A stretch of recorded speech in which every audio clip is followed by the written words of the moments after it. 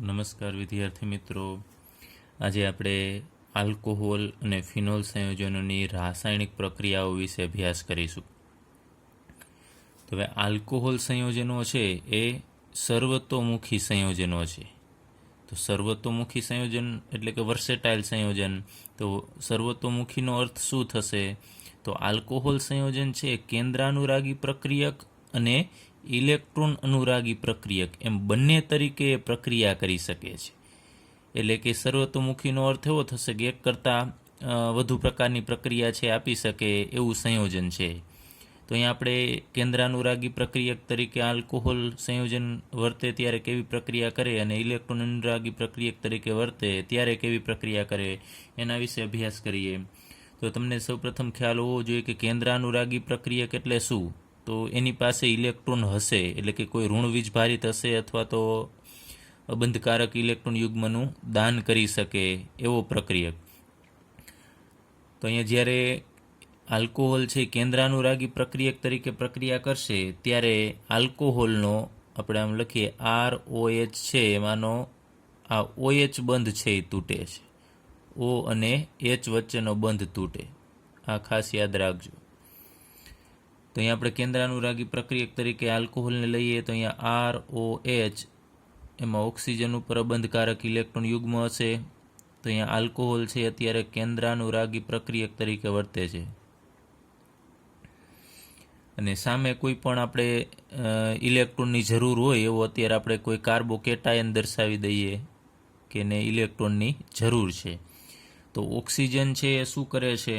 Oxygen પોતાના અબંધકારક electron યુગ્મ છે એમાંની કોઈ એક પેર છે એ આ કાર્બનને આપે છે, એટલે એની સાથે બંધ બનાવશે. તો જે પ્રક્રિયક અબંધકારક ઇલેક્ટ્રોન યુગ્મ છે એ કાર્બનને કે બીજા કોઈ પણ તત્વને આપી શકે એવા પ્રક્રિયકને આપણે કેન્દ્રાનુરાગી પ્રક્રિયક કહેશું, તો ઋણ વીજભારિત હોય. તો અહીંયા આપણે આ ઓક્સિજન છે એને કાર્બન સાથે જોડવાનો છે. તો અહીંયા R, પછી અહીંયા O સાથે H અહીંયા છે ને આપણે અત્યારે ઉપર દર્શાવી દઈએ. પછી આ ઓક્સિજન છે એ કાર્બન સાથે જોડાઈ જશે, એટલે આ જે અબંધકારક ઇલેક્ટ્રોન યુગ્મ છે એ અહીંયા ઇલેક્ટ્રોન આવી જશે અને એની વચ્ચે બંધ બને છે. અને ઓક્સિજન પાસે અહીંયા બે અબંધકારક હતા, એમાંથી એક જ અબંધકારક ઇલેક્ટ્રોન યુગ્મ છે એ વધશે. તો અહીં ઓક્સિજન ઉપર ધન વીજભાર આવે છે. તો ઓક્સિજન છે એ વધુ વિદ્યુત ઋણ હોવા છતાં પણ એની ઉપર ધન વીજભાર આવે છે. તો એ શું કરશે? અહીંયા ઓક્સિજન અને હાઇડ્રોજન વચ્ચે જે બંધ છે એ બંધના બંને ઇલેક્ટ્રોન ઓક્સિજન મેળવી લેશે અને અહીંયાથી હાઇડ્રોજનને માત્ર એમનેમ છૂટો કરી દેશે.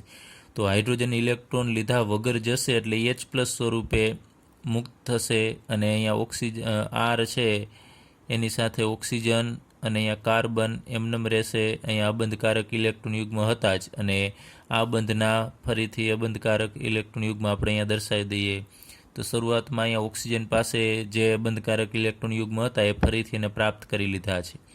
તો આ પ્રક્રિયા દરમિયાન તમે જુઓ છો કે આલ્કોહોલ છે એમાં આપણે વાત કરી કે OH બંધ તૂટે છે, તો અહીંયાથી આ બંધ જ તૂટે છે.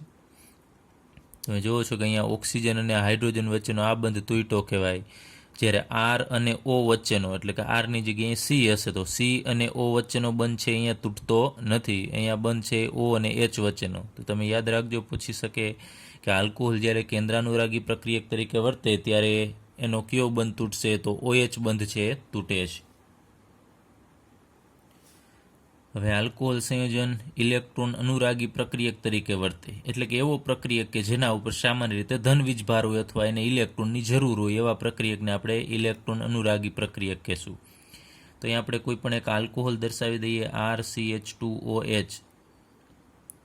ચલો એની પ્રક્રિયા આપણે H+ સાથે કરીએ, એટલે કે કોઈ એસિડ અહીંયા હાજર હશે તો અહીંયા ઓક્સિજન ઉપર અબંધકારક ઇલેક્ટ્રોન યુગ્મ છે એ અહીંયા આપણે વાત કરીએ એમ કાર્બનને અહીંયા આપે છે, તો એ રીતે હાઇડ્રોજનને પણ અહીંયા આપી શકશે ઇલેક્ટ્રોન યુગ્મ. એટલે હાઇડ્રોજન છે એ શું કરશે? ઓક્સિજન સાથે જોડાઈ જશે. એટલે અહીંયા RCH2 અહીંયા O. ચલો આપણે બંને હાઇડ્રોજનને આમ અલગ દર્શાવી દઈએ. અહીંયા OH અહીંયા હતો જ અને આ હાઇડ્રોજનને આપણે નીચે દર્શાવીએ છીએ. તો આ અબંધકારક ઇલેક્ટ્રોન યુગ્મ છે એ અહીંયા ઓક્સિજન અને હાઇડ્રોજન વચ્ચે બંધમાં વપરાઈ જાય છે. તો ઓક્સિજન ઉપર અત્યારે એક જ બંધકારક ઇલેક્ટ્રોન યુગ્મ વધશે બેમાંથી. તો ઓક્સિજન ઉપર ધન વીજભાર આવશે. તો અહીંયા તમે જુઓ છો આ ધન વીજભારિત આ આલ્કોહોલ થશે, પરંતુ આની અંદર એક વધારાનો પ્રોટોન અહીંયા હાજર છે. તો આ આલ્કોહોલને આપણે પ્રોટોનેટેડ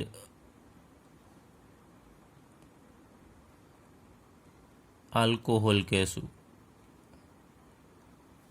અથવા તો આને ગુજરાતીમાં કહેવું તો પ્રોટોનિત આલ્કોહોલ કહી શકાય. તો અહીંયા જે પ્રોટોનેટેડ આલ્કોહોલ છે એ હવે ઇલેક્ટ્રોન અનુરાગી પ્રક્રિયક તરીકે વર્તશે. તમે જુઓ છો કે આના ઉપર કેવો વીજભાર આવે છે? ધન વીજભાર. તો હવે આ પ્રક્રિયક છે પ્રોટોનેટેડ આલ્કોહોલ, એ ઇલેક્ટ્રોન અનુરાગી પ્રક્રિયક તરીકે વર્તે એવી આપણે પ્રક્રિયા લઈએ.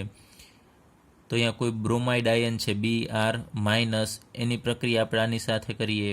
અહીંયા RCH2OH અને ઓક્સિજન ઉપર ધન વીજભાર હશે. ઓક્સિજન અને અહીંયા કાર્બન, આ કાર્બન અને ઓક્સિજન વચ્ચે અહીંયા બંધ છે, એમાં વધુ વિદ્યુત ઋણ તો ઓક્સિજન છે. તો એના ઉપર આ બંધના ઇલેક્ટ્રોનના કારણે આના ઉપર ઋણ વીજભાર આવતો હોય, અને આ કાર્બન ઉપર કેવો વીજભાર આવશે? ધન વીજભાર આવશે. આંશિક અહીંયા ધન વીજભાર હોય. તો બ્રોમાઇડ આયન છે કેના ઉપર એટેક કરે? અહીંયા કાર્બન ઉપર એટેક કરશે, એટલે કે આ કાર્બનને ઇલેક્ટ્રોન આપશે અહીંયાથી. તો જેવો બ્રોમિન છે આ કાર્બનને ઇલેક્ટ્રોન આપશે કે તરત જ અહીંયા આ બંધ છે એની અંદર ઇલેક્ટ્રોન આ કાર્બન અને ઓક્સિજનનો હશે. તો બ્રોમિન તરફથી ઇલેક્ટ્રોન મળે છે આ કાર્બનને, તો તરત જ આ બંધના ઇલેક્ટ્રોન એ કેને આપી દેશે? ઓક્સિજનને આપી દેશે. તો ઇલેક્ટ્રોન કોણ લઈ જશે આ બેમાંથી? તો તમારે યાદ રાખવાનું, જેની વિદ્યુત ઋણતા વધુ હોય એ આ બંધના ઇલેક્ટ્રોન છે મેળવી લેશે. તો કાર્બન કરતાં ઓક્સિજનની વિદ્યુત ઋણતા વધુ છે, તો ઓક્સિજન એ ઇલેક્ટ્રોન મેળવી લેશે. તો અહીંયા R, પછી CH2 ને CH2 સાથે અહીંયા હવે બ્રોમિન જોડાઈ જશે Br, અને પ્લસ અહીંયા આ બંધના ઇલેક્ટ્રોન મેળવી લેશે. એટલે અહીંયા H2O એટલે કે પાણી છે એ છૂટું પડશે. તો અહીંયા તમે જુઓ છો કે આ આલ્કોહોલ છે એ ઇલેક્ટ્રોન અનુરાગી પ્રક્રિયક તરીકે વર્તે છે. અને હવે ખાસ કે ઇલેક્ટ્રોન અનુરાગી પ્રક્રિયક તરીકે જ્યારે વર્તે છે ત્યારે કયો બંધ તૂટે છે? અહીંયા આપણે વાત કરેલી કે O અને H વચ્ચેનો બંધ અહીંયા તૂટતો હતો. જ્યારે તમે જુઓ છો અહીંયા આ બંધ નથી તૂટતો O અને H વચ્ચેનો, અહીંયા આ બંધ છે એ તૂટે છે. એટલે કે કેની વચ્ચેનો બંધ? કાર્બન અને ઓક્સિજન વચ્ચેનો બંધ તૂટે છે, ત્યારે જ એ પાણી સ્વરૂપે અહીંયાથી દૂર થશે. તો યાદ રાખજો, ઇલેક્ટ્રોન અનુરાગી પ્રક્રિયક તરીકે વર્તે ત્યારે આલ્કોહોલનો CO બંધ છે એ તૂટે છે, આ બંધ તૂટશે. તો હવે આપણે આલ્કોહોલ અને ફિનોલ સંયોજનોની પ્રક્રિયા છે એને આપણે બે વિભાગમાં વહેંચીશું. એક OH બંધ તૂટવાથી થતી પ્રક્રિયા અને બીજી CO બંધ તૂટવાથી થતી પ્રક્રિયા. તો હવે આપણે સૌપ્રથમ OH બંધ તૂટવાથી થતી પ્રક્રિયાનો અભ્યાસ કરીએ. ચલો, હવે આપણે પ્રક્રિયાઓ કે જેમાં OH બંધ તૂટે છે એના વિશે આપણે અભ્યાસ કરીએ. તો એમાં આપણે પ્રથમ અભ્યાસ કરવાનો છે આલ્કોહોલ અને ફિનોલની એસિડિકતા વિશે. તો એમાં પણ પાછા પ્રકાર પડશે કે એમાં પણ આપણે અલગ પ્રકારની એક પ્રક્રિયા ધાતુઓ સાથેની પ્રક્રિયાનો સૌપ્રથમ અભ્યાસ કરીશું. એટલે આપણે મેઇન પ્રકાર છે OH બંધ તૂટવાથી થતી પ્રક્રિયા, એમાં આપણે આલ્કોહોલ અને ફિનોલની એસિડિકતાનો અભ્યાસ કરીશું પ્રથમ, અને એની અંદર પણ પેટા પ્રકારમાં આપણે ધાતુઓ સાથેની પ્રક્રિયાનો અભ્યાસ કરીએ. તો અમુક સક્રિય ધાતુઓ જેવી કે સોડિયમ, પોટેશિયમ, એલ્યુમિનિયમ, આ બધી ધાતુ સાથે આલ્કોહોલ અને ફિનોલ સંયોજનો છે પ્રક્રિયા કરે છે. એમાં સૌપ્રથમ આપણે લઈએ આલ્કોહોલ સાથેની પ્રક્રિયા.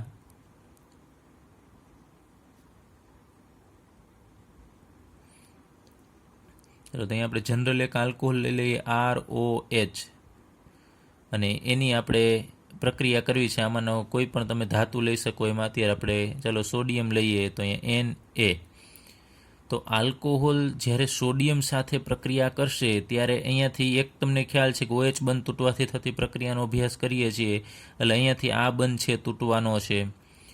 તો અહીંયાથી H+ સ્વરૂપે આ હાઇડ્રોજન છે દૂર થતો હોય, અને H+ સ્વરૂપે અહીંયાથી હાઇડ્રોજન દૂર થશે તો એને પાછું આ સોડિયમ છે ઇલેક્ટ્રોન આપી દેશે, ને અહીંયાથી સોડિયમ એક ઇલેક્ટ્રોન ગુમાવી અને એ Na+ સ્વરૂપે અહીંયા Hની જગ્યાએ છે જોડાઈ જશે. તો ટૂંકમાં આપણે બીજી રીતે ન સમજવું તો આમ સમજીએ કે હાઇડ્રોજન નીકળશે, એની જગ્યાએ એક સોડિયમ છે એ દાખલ થશે.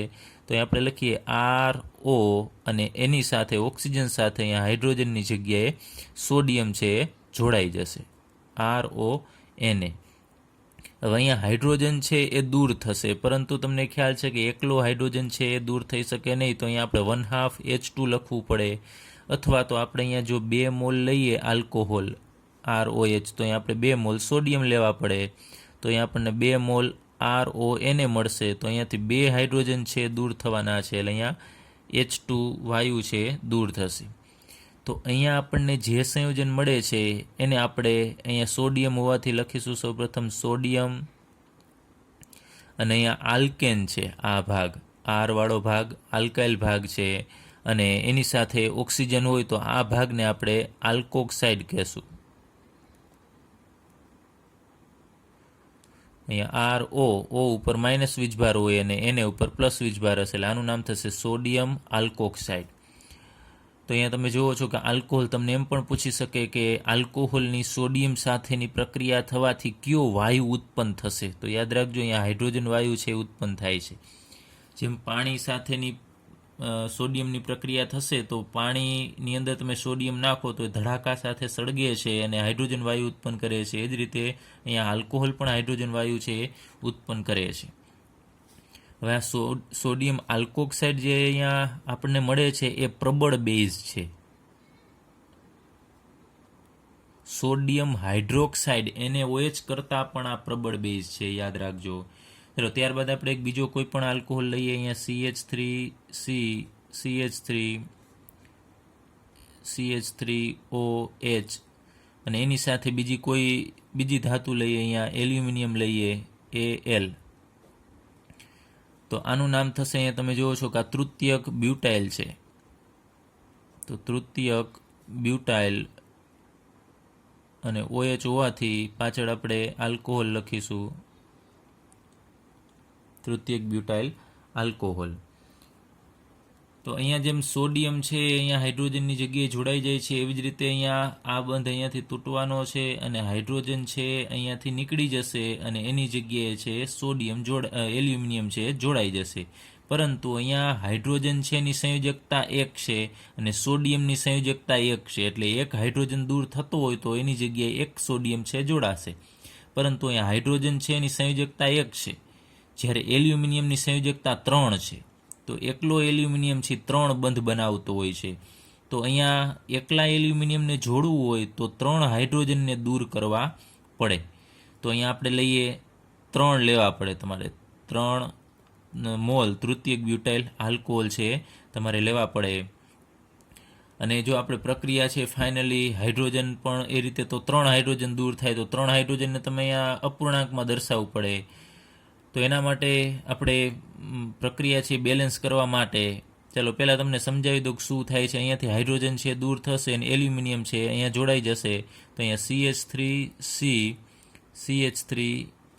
CH3 અને અહીંયા O, અને ઓક્સિજન સાથે અહીંયા એલ્યુમિનિયમ જોડાઈ જશે Al. પરંતુ એકલો એલ્યુમિનિયમ 3 બંધ બનાવતો હોય, તમે અહીંયા આમ લીટું ન કરી શકો, બંધ ન દર્શાવી શકો, કારણ કે એને 3 બંધ બનાવવાના હોય. તો અહીંયા આપણે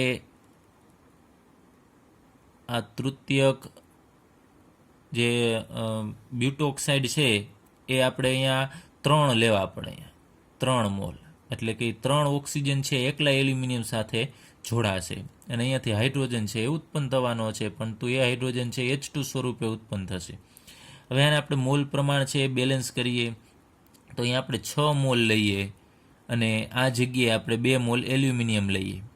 તો અહીંયા 6 તૃતીયક બ્યુટોક્સાઇડ થવો જોઈએ, તો અહીંયા 3 મોલ તો છે જ, તો અહીંયા આપણે 2 મૂકવા પડશે આગળ ઉપર, એટલે 2 અહીંયા એલ્યુમિનિયમ પણ થઈ જશે. તમે જુઓ છો અહીંયા 2 એલ્યુમિનિયમને હાઇડ્રોજન અહીંયા કેટલા હતા 6, 1 મોલમાંથી 1 હાઇડ્રોજન દૂર થાય તો 6 મોલમાંથી 6 હાઇડ્રોજન, તો 6 હાઇડ્રોજનને આપણે અહીંયા 3 મોલ H2 સ્વરૂપે દર્શાવવા પડશે. તો અહીંયા જે મળેલો છે એ પણ આલ્કોક્સાઇડ જ છે, પરંતુ એલ્યુમિનિયમનો છે. તો અહીંયા આપણે લખીશું સૌપ્રથમ એલ્યુમિનિયમ, પછી આ ભાગ છે તૃતીયક બ્યુટાઇલ છે અને એની સાથે ઓક્સિજન છે, એટલે એનું નામ થશે બ્યુટોક્સાઇડ.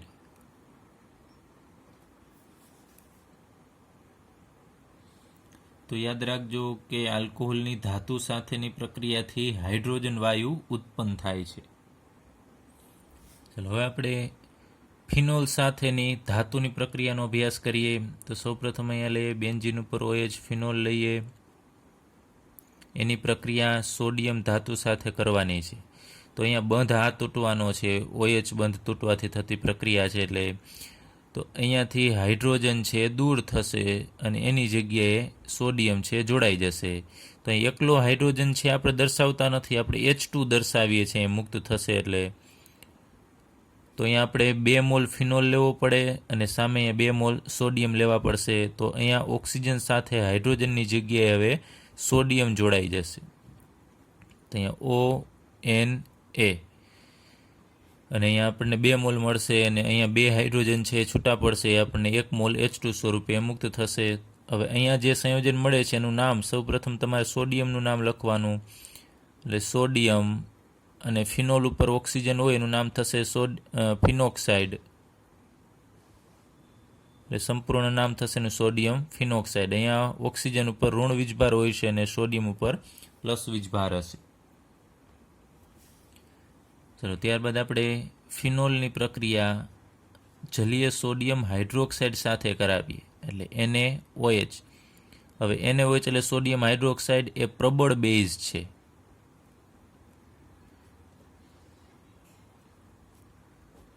તો NaOH સાથે પ્રક્રિયા થવાથી થાય છે શું કે અહીંયાથી આ બંધ તૂટવાનો છે, OH બંધ. તો અહીંયાથી H+ દૂર થતો હોય છે. એ H+ છે એ પાણી, અહીંયા 2 ભાગ હોય, Na+ અને OH-. તો અહીંયા OH- સાથે અહીંયાથી છૂટો પડેલો આ H+ છે એ અહીંયા જોડાવાનો છે. એટલે અહીંયાથી H+ છે છૂટો પડી જશે એટલે પાછળ અહીંયા વધશે શું, આપણે એ લખીએ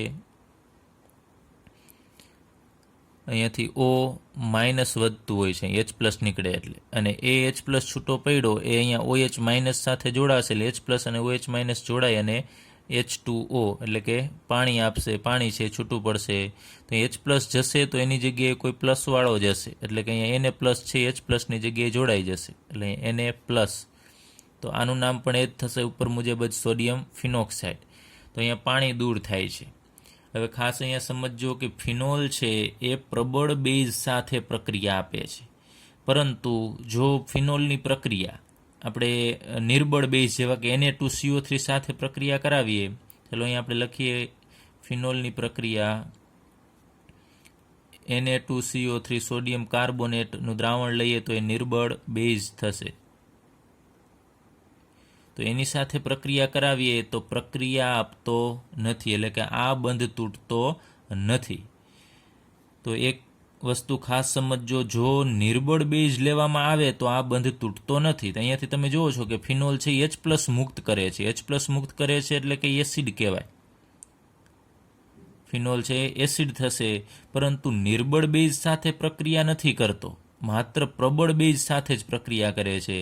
તો જો પ્રબળ બેઝ સાથે જ પ્રક્રિયા કરતો હોય તો એ એસિડ છે એ નિર્બળ એસિડ હોય. યાદ રાખજો, નિર્બળ એસિડ છે એ પ્રબળ બેઝ સાથે પ્રક્રિયા કરે છે, જ્યારે પ્રબળ એસિડ હશે એ પ્રબળ બેઝ સાથે પ્રક્રિયા કરતો હોય છે, નિર્બળ બેઝ સાથે પણ પ્રક્રિયા કરતો હોય છે. તો એ નિર્બળ બેઝ સાથે પ્રક્રિયા ન કરતો હોવાથી ખ્યાલ આવે છે કે ફિનોલ છે એ નિર્બળ એસિડ ગુણધર્મ ધરાવે છે. ચલો હવે હમણાં જ આપણે વાત કરેલી કે ફિનોલ છે નિર્બળ એસિડ છે. તો એમાં આલ્કોહોલ અને ફિનોલ એ બંને સંયોજનો છે બ્રોન્સ્ટેડ એસિડ છે.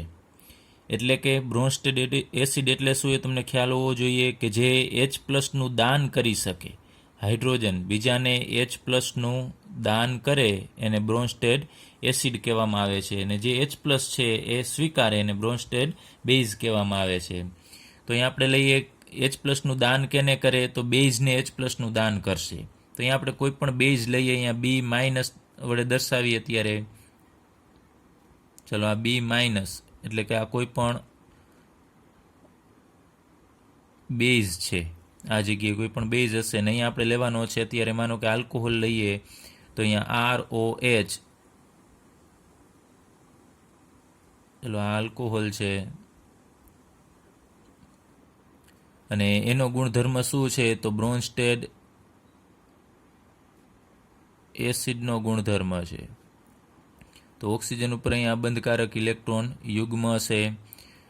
હવે તમને ખ્યાલ છે અહીંયા ઓક્સિજન અને હાઇડ્રોજન બેમાંથી વધુ વિદ્યુત ઋણ તત્વ ઓક્સિજન છે તેના ઉપર આંશિક ઋણ વીજભાર હોય અને હાઇડ્રોજન ઉપર આંશિક ધન વીજભાર હશે. તો અહીંયા આ બંધના ઇલેક્ટ્રોન છે ઓક્સિજનના કબજામાં હોય છે. તો અહીંયા બેઝ છે એની પાસે ઇલેક્ટ્રોન છે, તમે જુઓ છો આ બંધકારક ઇલેક્ટ્રોન યુગ્મ છે એ આ જેને જરૂર છે એને આપશે. એટલે કે હાઇડ્રોજન ઉપર ધન વીજભાર છે તો આ બંધના ઇલેક્ટ્રોન છે એ આ હાઇડ્રોજનને આપે છે અહીંયા. અને હાઇડ્રોજન પોતાના ઇલેક્ટ્રોન, હવે એને આ બાજુએથી બેઝ તરફથી હાઇડ્રોજનને ઇલેક્ટ્રોન મળે છે એટલે આ બંધના ઇલેક્ટ્રોન લીધા વગર એ બેઝ પાસે જતો રહેશે અને તરત જ આ બંધના ઇલેક્ટ્રોન છે એ ઓક્સિજન છે એ મેળવી લેશે. તો અહીંયા બી સાથે હવે એચ છે એ જોડાઈ જશે એટલે અહીંયા બી એચ આપણે દર્શાવી દઈએ. એટલે કે આના ઉપરનું ઋણ વીજભાર હવે નીકળી જશે કારણ કે એને વધારાના ઇલેક્ટ્રોન હતા એ અહીંયા એચ પ્લસ તરીકે મુક્ત થયેલા હાઇડ્રોજનને આપી દેશે. તો અહીંયા બંધમાંના બંને ઇલેક્ટ્રોન છે આ હશે, અબંધકારક છે અથવા એની પાસે વધારાના હોય એ. ચલો પ્લસ હવે અહીંયા આર ઓ અને આ બંધના ઇલેક્ટ્રોન છે ઓક્સિજન મેળવી લેશે કારણ કે વધુ વિદ્યુત ઋણ છે તો એના ઉપર હવે ઋણ વીજભાર આવી જશે. હવે અહીંયા બેઝ છે, બેઝમાંથી આ વસ્તુ આપણને મળે છે અને બેઝમાંથી જે મળશે એને આપણે સંયુગ્મ એસિડ કહીએ છીએ. કારણ કે હવે આની વૃત્તિ શું હશે, એચ પ્લસ ગુમાવવાની હશે કારણ કે એને મેળવેલો છે તો પાછી રિવર્સ પ્રક્રિયા થાય તો એ ગુમાવી શકે ઇલેક્ટ્રોન. અને હવે આ એચ પ્લસ ગુમાવી શકે નહીં, એની પાસે અહીંયા ઋણ વીજભાર છે તો બીજા પાસેથી એ એચ પ્લસ મેળવી શકે. તો એચ પ્લસ મેળવવાનો ગુણધર્મ હોય એને આપણે બેઝ કહેશું, પરંતુ એ આ એસિડમાંથી બનેલો બેઝ છે ને આપણે સંયુગ્મ બેઝ કહેશું. તો બેઝમાંથી જે એસિડ મળે છે ને સંયુગ્મ એસિડ, અને એસિડમાંથી જે બેઝ અહીંયા મળે છે ને આપણે સંયુગ્મ બેઝ કહેશું. તો આ પ્રક્રિયામાં તમે જુઓ છો કે આ એસિડ છે એ એચ પ્લસનું દાન કરે છે. અહીંયાથી તો માત્ર એચ પ્લસ જ જશે, આ બંધના એક ઇલેક્ટ્રોન હાઇડ્રોજન લઈને જતો નથી અને એ બેઝ સાથે જોડાઈ જાય છે. એક વસ્તુ યાદ રાખજો કે અહીંયા આપણે આ જે તીરનું નિશાન દર્શાવેલું છે એ ઇલેક્ટ્રોનની દિશા દર્શાવે છે કે ઇલેક્ટ્રોન કઈ બાજુથી કઈ બાજુ જાય છે. તો આ ઇલેક્ટ્રોન છે એ હાઇડ્રોજનને આપે છે, એટલા માટે આપણે તીરનું નિશાન છે જ્યાં આપનારથી સ્વીકારનાર તરફ તીરનું નિશાન હોય. પછી એ હાઇડ્રોજનને આપે છે તો હાઇડ્રોજન છે એ કેની પાસે જતો રહેશે, તો અહીંયા બી પાસે એટલે કે બેઝ પાસે જતો રહેશે. અને આ બંધના ઇલેક્ટ્રોન જો આપણે અહીંયા દર્શાવેલા છે કે આ બંધના બંને ઇલેક્ટ્રોન છે ઓક્સિજન મેળવી લેશે. હવે જો તમે અહીંયા બેઝ તરીકે અહીંયા માનો કે આપણે NaOH લઈએ તો NaOHની અંદર તમને ખ્યાલ છે Na પ્લસ અને OH માઇનસ હશે. તો આ OH માઇનસ છે એને અત્યારે આપણે બેઝ તરીકે ગણીએ તો આ H પ્લસ છે એ જોડાઈ જવાનો છે કેની સાથે, OH માઇનસ સાથે. તો એમાંથી અહીંયા સંયુગ્મ એસિડ તરીકે આપણને H2O મળે છે. એટલે અહીંયા બીજો કોઈ પણ બેઝ હોઈ શકે. તો અહીંયા કહેવાનો મતલબ એ છે કે આ આલ્કોહોલ છે એ પોતે અહીંયાથી H પ્લસ મુક્ત કરે છે અને આ બેઝને આપે છે.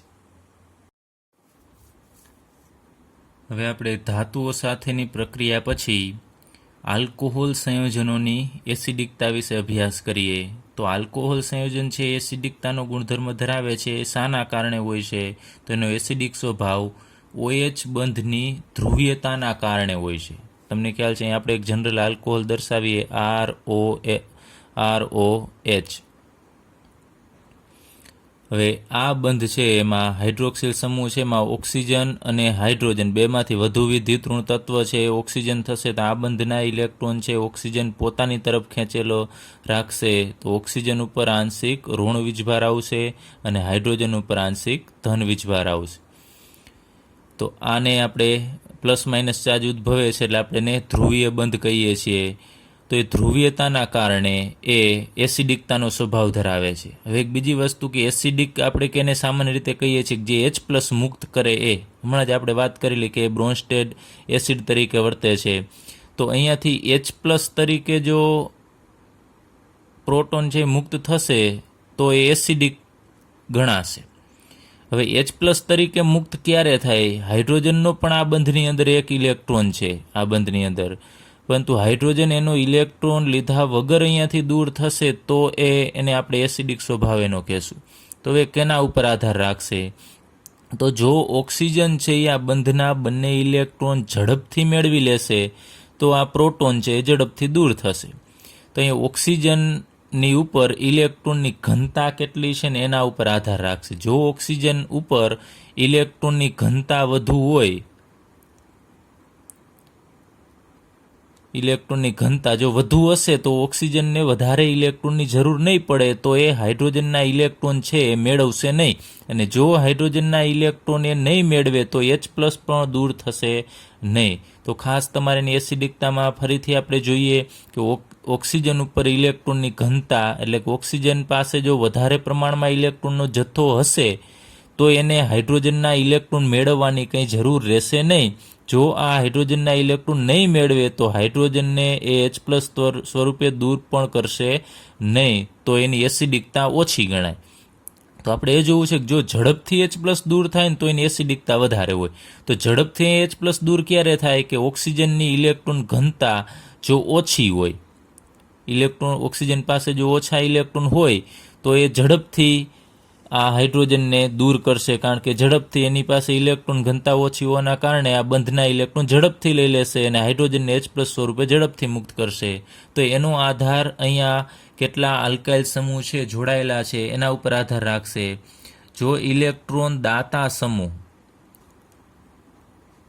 જે ધન પ્રેરક અસર દર્શાવતા હોય, જેવા કે CH3 હોય, મિથાઇલ સમૂહ હોય અથવા ઇથાઇલ સમૂહ હોય, એ બધા ઇલેક્ટ્રોનને આપશે. જો ઓક્સિજનને આ બાજુએથી ઇલેક્ટ્રોન મળશે તો એ આના ઇલેક્ટ્રોન નહીં મેળવે, ન મેળવે તો H+ દૂર થશે નહીં અને એસિડિકતા એની ઘટશે. તો અહીંયા આપણે જુદા જુદા પ્રકારના આલ્કોહોલ લઈએ. અહીંયા RCH2OH.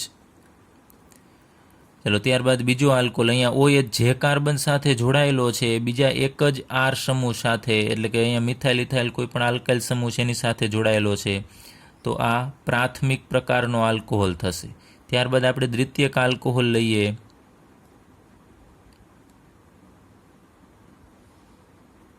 ચલો અહીંયા OH જે કાર્બન સાથે જોડાયેલો છે બીજા બે આલ્કાઇલ સમૂહ સાથે જોડાયેલો છે, એટલે આ દ્વિતીયક આલ્કોહોલ થશે. ત્યારબાદ તૃતીયક આલ્કોહોલ લઈએ.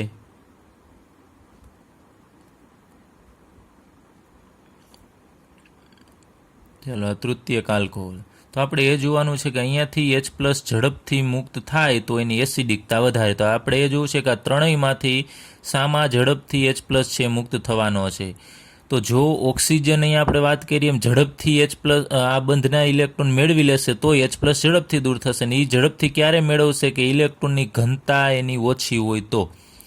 હવે અહીંયા તમે જુઓ છો કે એક આલ્કાઇલ સમૂહ, એટલે કે ઇલેક્ટ્રોન દાતા સમૂહ અહીંયા કોઈ પણ હોય, એ આ બાજુ ઇલેક્ટ્રોન આપશે આ કાર્બનને. તો આ કાર્બન કેને પાસ કરશે ઇલેક્ટ્રોન? આ બાજુ આવવા દેશે. તો અહીંયા ઓક્સિજન છે એના ઉપર ઇલેક્ટ્રોનની ઘનતા અહીંયા કેટલી થાય એ આપણે જોવું છે. તો અહીંયા એક જ સમૂહ એવો છે કે જે ઇલેક્ટ્રોન આપે છે, જ્યારે અહીંયા તમે જુઓ છો કે બે સમૂહ છે, દ્વિતીયક આલ્કાઇલમાં બે સમૂહ છે જે આને ઇલેક્ટ્રોન આપશે, તો એ આને ઇલેક્ટ્રોન આપશે. તો અહીંયા ઇલેક્ટ્રોનની ઘનતા છે આના કરતાં અહીંયા વધુ હશે. અને અહીંયા તૃતીયકમાં તમે જુઓ છો કે 3 આલ્કાઇલ સમૂહ છે ઇલેક્ટ્રોન આપશે, તો અહીંયા વધુ પ્રમાણમાં ઇલેક્ટ્રોન છે આ ઓક્સિજન ઉપર ભેગા થશે. તો અહીંયા ઇલેક્ટ્રોનની ઘનતા સૌથી વધુ હશે. ઇલેક્ટ્રોનની ઘનતા વધુ એટલે કે આ ઓક્સિજનને ઇલેક્ટ્રોન આ બાજુએથી મળી રહેશે, તો આ હાઇડ્રોજનને એ કાંઈ છૂટો કરશે નહીં. તો આની ઇલેક્ટ્રોનની ઘનતા સૌથી વધુ હોવાથી H+ ને મુક્ત નથી કરતો, તો આની એસિડિકતા છે સૌથી ઓછી થશે, કારણ કે અહીંયાથી H+ છે એ સરળતાથી મુક્ત થશે નહીં. મુક્ત ન થાય તો એની એસિડિકતા ઓછી. તો આના કરતાં અહીંયા ઇલેક્ટ્રોનની ઘનતા થોડીક વધારે હશે, ઓછી હશે, અને એના કરતાં પ્રાથમિકમાં ઇલેક્ટ્રોનની ઘનતા છે ઓછી હશે. આ બધાની કમ્પેરિઝનમાં આમાં ઇલેક્ટ્રોનની ઘનતા ઓક્સિજન ઉપર ઓછી હશે. અથવા ટૂંકમાં સિમ્પલ રીતે આપણે જોઈએ તો ઓક્સિજનને અહીંયા ઓછા ઇલેક્ટ્રોન મળે છે, તો એ હાઇડ્રોજનના આ OH બંધના ઇલેક્ટ્રોન છે એ મેળવી લેશે ઝડપથી, તો અહીંયાથી H ને દૂર કરશે. જ્યારે આ બાજુ જતા જશો એમ ઓક્સિજનને ઇલેક્ટ્રોન આ બાજુએથી વધુ પ્રમાણમાં મળે છે, તો આ બંધના એ ઇલેક્ટ્રોન એને કાંઈ જરૂર નથી, એટલે એ સરળતાથી મેળવશે નહીં, તો H+ પણ મુક્ત થશે નહીં અને એની એસિડિકતા છે ઓછી થશે. તો યાદ રાખજો, જેમ આલ્કાઇલ સમૂહની સંખ્યા વધે એમ એસિડિકતા છે એ ઘટે છે. તો આ એસિડિકતાનો ક્રમ છે, એમાં પ્રાથમિક આલ્કોહોલ છે એ સૌથી વધુ એસિડિક ગણાય અને તૃતીયક છે સૌથી ઓછો એસિડિક ગણાય. ચલો ત્યારબાદ આપણે અભ્યાસ કરીએ કે આલ્કોહોલ સંયોજન છે એ પાણી કરતાં નિર્બળ એસિડ છે. એટલે કે આલ્કોહોલ અને પાણીની કમ્પેરિઝન કરશો તો આલ્કોહોલ નિર્બળ થશે ને પાણી એના કરતાં પ્રબળ એસિડ ગણાશે. તો એની આપણે પ્રક્રિયા લઈએ તો એમાં આલ્કોહોલ કોઈ પણ આપણે લઈએ ROH, એમાં તમને ખ્યાલ છે એમાંથી H+ દૂર થશે તો અહીંયા R અને O ઉપર ઋણ વીજભાર આવશે, એટલે આને આપણે આલ્કોક્સાઇડ આયન કહીએ છીએ. તો આલ્કોહોલમાંથી બનેલો આ આલ્કોક્સાઇડ આયન છે એ આપણે લઈએ કે એને આલ્કોહોલે H ગુમાવી દીધેલો છે, તો અહીંયા RO-, ચલો આલ્કોક્સાઇડ. હવે આની વૃત્તિ કાંઈ H+ છે ગુમાવવાની હવે નહીં હોય, કારણ કે એની પાસે H+ છે જ નહીં, એને પહેલેથી ગુમાવી દીધો છે H+. તો આની વૃત્તિ છે એ બેઝ તરીકેની હશે, કારણ કે હવે H+ મેળવી શકશે. જો એની પાસે વધારાના ઇલેક્ટ્રોન છે તો એ બીજાને આપી શકે. તો હવે આલ્કોક્સાઇડની પ્રક્રિયા આપણે પાણી સાથે કરીએ, H2O સાથે. તો અહીંયા પાણી છે, તો પાણીની અંદર તમને ખબર છે કે હાઇડ્રોજન છે, તો અહીંયા ઓક્સિજન છે એના ઉપર આંશિક ઋણ વીજભાર હોય અને આ હાઇડ્રોજન ઉપર આંશિક ધન વીજભાર હોય અને આના ઉપર પણ આંશિક ધન. ટોટલી અહીંયા ઓક્સિજન ઉપર 2 ડેલ્ટા માઇનસ હોય છે. હવે ઓક્સિજન છે આલ્કોક્સાઇડનો એ આ હાઇડ્રોજનને ઇલેક્ટ્રોન આપશે અને આ હાઇડ્રોજન શું કરશે કે એના પોતાના ઇલેક્ટ્રોન આ બંધમાં છે એ કેને આપી દેશે? આ ઓક્સિજનને આપી દેશે. તો આ હાઇડ્રોજન હવે આ ઓક્સિજન સાથે જોડાઈ જશે, એટલે એમાંથી ફરીથી આપણને ROH મળશે અને 2 બંધકારક ઇલેક્ટ્રોન યુગ્મ ઓક્સિજન ઉપર રહેશે અને ઓક્સિજન છે એ આ બંને ઇલેક્ટ્રોન મેળવી લેશે, એટલે માત્ર OH જ વધશે અને એના ઉપર ઋણ વીજભાર આવશે. હવે અહીંયા બેઝ છે એમાંથી જે આ બનેલો છે આલ્કોહોલ, એને આપણે શું કહેશું? સંયુગ્મ એસિડ. તો તમે જુઓ છો કે આલ્કોહોલ છે એસિડિક સ્વભાવ ધરાવે છે અને આ છે બેઝ થશે. તો શરૂઆતમાં આ જો બેઝ હોય તો સામેનું એની સાથે પ્રક્રિયા કરતો હોય એ એસિડ થશે, કારણ કે તમે જુઓ છો પાણી છે ને H+ ગુમાવી અને હાઇડ્રોજનને આપે છે, એટલે પાણી છે એસિડ થશે. તો પાણીમાંથી જે ભાગ મળે છે પાછળ એને આપણે સંયુગ્મ બેઝ કહીએ છીએ. હવે સંયુગ્મ એસિડ અહીંયા બને છે બેઝમાંથી, તો આલ્કોક્સાઇડ એ H+ છે મેળવવાની વૃત્તિ થઈ કે પાણી છે ને તો આ બંને હાજર છે ત્યારે શું કરશે? પાણી H+ ગુમાવે છે અને આ આલ્કોક્સાઇડ છે એ H+ મેળવે છે. તો એના ઉપરથી આપણે કહી શકાય કે પાણી છે H+ ગુમાવતો હોવાથી એ આલ્કોહોલ કરતાં પાણી છે એ વધુ એસિડિક થશે, અથવા આપણે બીજી રીતે કહીએ કે આલ્કોહોલ પાણી કરતાં નિર્બળ એસિડ છે. ટૂંકમાં કમ્પેરિઝન કરો તો પાણી પ્રબળ થશે અને આલ્કોહોલ છે નિર્બળ થશે. એટલે બંનેની કમ્પેરિઝનમાં પાણી છે એ ઝડપથી H+ ગુમાવી છે, જ્યારે આલ્કોહોલ પાણી કરતાં ઓછી ઝડપથી H+ છે ગુમાવી શકે છે. ચલો ફરીથી જોઈએ કે આલ્કોક્સાઇડ છે એ જે રીતે અહીંયાથી H+ મેળવે છે, તો આલ્કોક્સાઇડ છે એ પ્રોટોન ગ્રાહી કહેવાય, એટલે કે પ્રોટોન મેળવે છે. તો જેમ અહીંયા આલ્કોક્સાઇડ આલ્કોહોલમાંથી બનેલો આલ્કોક્સાઇડ છે પ્રોટોન મેળવે છે, એ જ રીતે અહીંયા જો OH- બનેલો છે એ પણ H+ છે મેળવી શકે. માનો કે આપણે લઈએ આ H+ છે તો એ પણ આ મેળવી શકે H+, આ સંયુગ્મ બેઝ હાઇડ્રોક્સાઇડ આયન છે. પરંતુ આ બંનેની કમ્પેરિઝન કરીશું આપણે તો આલ્કોક્સાઇડ છે એ વધારે સારો પ્રોટોન ગ્રાહી છે, એટલે ઝડપથી જે OH- છે એ પ્રોટોન મેળવશે એના કરતાં આલ્કોક્સાઇડ છે એ ઝડપથી પ્રોટોન છે મેળવી શકે છે. તો એના ઉપરથી આપણે કહી શકાય કે આલ્કોહોલ છે એ હાઇડ્રોજન ગુમાવવા કરતાં એમાંથી બીજા પાસેથી હાઇડ્રોજન મેળવવાની વૃત્તિ છે પાણીની સાપેક્ષે એની વધુ હશે, એટલે આલ્કોહોલ પાણી કરતાં નિર્બળ એસિડ થશે. અને એક બીજી વસ્તુ આપણે વાત કરી છે કે અહીંયા આલ્કોક્સાઇડ છે બેઝ તરીકે વર્તે છે અને શરૂઆતમાં પણ મેં તમને કીધેલું કે આલ્કોક્સાઇડ છે એ NaOH કરતાં પણ પ્રબળ બેઝ છે. અહીંયા રહેલા કોઈ પણ આલ્કોક્સાઇડ છે NaOH કરતાં પણ પ્રબળ બેઝ હોય એ યાદ રાખજો. તમને ક્રમ પૂછે તો એમાં NaOH કરતાં પણ આની બેઝિકતા છે વધુ હશે. ચલો બીજી રીતે આપણે વાત કરીએ એમ કે આલ્કોહોલ છે એનો સ્વભાવ છે એસિડિક છે, પરંતુ પાણી કરતાં નિર્બળ એસિડ છે. તો આલ્કોહોલ છે એ બેઝ તરીકે પણ વર્તી શકે છે. આલ્કોહોલ એ બ્રોન્સ્ટેડ બેઝ તરીકે પણ વર્તે. કઈ રીતે? તો અહીંયા આપણે લઈએ ROH આલ્કોહોલ છે એ બીજા પાસેથી H+ છે એ મેળવી પણ શકે છે. અહીંયા આપણે ઇલેક્ટ્રોન દર્શાવી કે ઓક્સિજન પાસે જો તમે જુઓ છો કે અબંધકારક ઇલેક્ટ્રોન યુગ્મ છે એ આ હાઇડ્રોજનને આપશે તો એમાંથી આપણને પ્રોટોનેટેડ આલ્કોહોલ છે એ મળી શકે. તો અહીંયા તમે જુઓ છો કે આ H+ સ્વીકાર્યો આલ્કોહોલ, તો જે H+ સ્વીકારે છે એને આપણે બ્રોન્સ્ટેડ બેઝ કહીએ છીએ.